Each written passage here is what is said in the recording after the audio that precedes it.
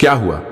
जब लखनऊ में रहने वाली दो बहनें रात को चुपके से निधिवन में घुस गई और रात 1 बजे उन्होंने जो दृश्य देखा उसे देखकर उनके भी पसीने छूट गए। आखिर वह जिंदा बची भी या नहीं, इस राज से पर्दा उठेगा आज की इस वीडियो में।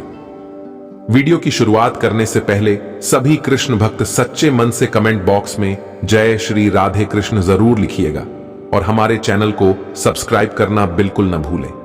दोस्तों, बात है सन 2013 की। लखनऊ की सुषमा और स्नेहा नाम की दो बहनें हमेशा कृष्ण भक्ति में लीन रहती थीं। उनके अंदर यह भक्ति भाव अपनी मां की वजह से आया था। एक बार उनके माता के सपने में रात्रि के समय भगवान श्री कृष्ण आए और उन्होंने माखन खाने की इच्छा जताई, जिसके बाद उनके लिए उसी समय माखन का आधी रात को बंदोबस्त किया गया। इस घटना के बाद उनका पूरा परिवार कृष्ण प्रेमी हो गया। सुषमा और स्नेहा भी हमेशा श्याम की भक्ति में लीन रहती थीं। उनकी माता ने उनसे कहा था कि अगर तुम हमेशा कृष्ण की भक्ति में ऐसे ही लीन रहोगी तो एक ना एक दिन वह तुम्हें जरूर मिलेंगे। अब समय के साथ जैसे ही दोनों बहनें बड़ी हुईं, भगवान श्री कृष्ण को प्राप्त करने के लिए वह दोनों वृंदावन चली आई। वे दोनों वृंदावन के बांके बिहारी मंदिर पहुंची और पंडित जी से इच्छा जताई कि वह भगवान श्री कृष्ण को देखना चाहती है। इसके बाद पंडित जी ने उन्हें बांके बिहारी के दर्शन कराए और कहा कि भगवान तो सर्वत्र हैं। तभी उस मंदिर के बाहर उन्हें एक व्यक्ति मिला जिसने उन्हें सलाह दी कि अगर तुम सच में भगवान श्री कृष्ण को देखना चाहती हो तो रात्रि के समय चुपके से निधिवन में जाना होगा। रात्रि 1 बजे भगवान श्री कृष्ण गोपियों के साथ रास रचाते हैं और तुम केवल वहीं पर उनका दर्शन कर सकती हो।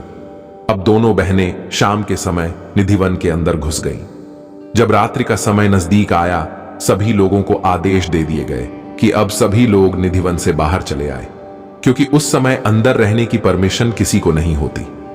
परंतु सुषमा और स्नेहा पेड़ के नीचे कहीं छुप गई, क्योंकि वह दोनों बहनें आज किसी भी हालत में भगवान श्री कृष्ण को देखना चाहती थीं। अब जब रात की 1 बजी और उन दोनों बहनों ने जो दृश्य देखा उसे देखकर उनके होश उड़ गए।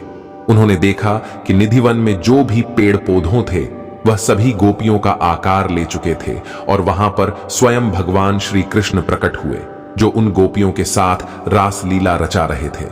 दोनों बहनें भगवान श्री कृष्ण को देखकर भाव विभोर हो गईं और उन्होंने भगवान से कहा कि अब आप हमें छोड़कर कहीं मत जाइएगा।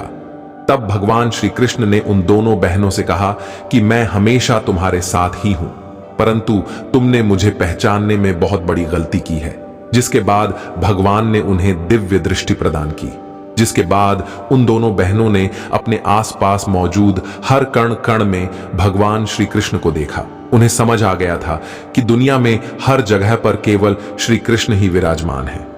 वह दृश्य इतना चमत्कारी था कि उन दोनों बहनों के पसीने छूटने लगे और वह उसी स्थान पर बेहोश होकर गिर गई। जब उन्हें होश आया तो वो वृंदावन की एक धर्मशाला में मौजूद थी। उन्होंने उठकर धर्मशाला के संस्थापक से सवाल किया कि आखिर हम यहां कैसे पहुंचे? हम तो रात्रि में निधिवन में थे। तब उन्होंने जवाब देते हुए कहा कि एक सांवले रंग का लड़का रात्रि को तकरीबन 3 बजे तुम्हें यहां छोड़कर गया है और उसने एक संदेश भी देने को कहा कि जिंदगी में कभी मत सोचना कि मैं तुम्हारे पास नहीं हूं। जब मुसीबत हो तो बस मेरा नाम ले लेना, उसी समय तुम्हारी मदद के लिए हाजिर हो जाऊंगा। तब दोनों बहनें सुषमा और स्नेहा वहां पर फूट फूट कर रोने लगी। असल मायने में उस दिन उन्होंने सचमुच भगवान श्री कृष्ण को प्राप्त कर लिया था।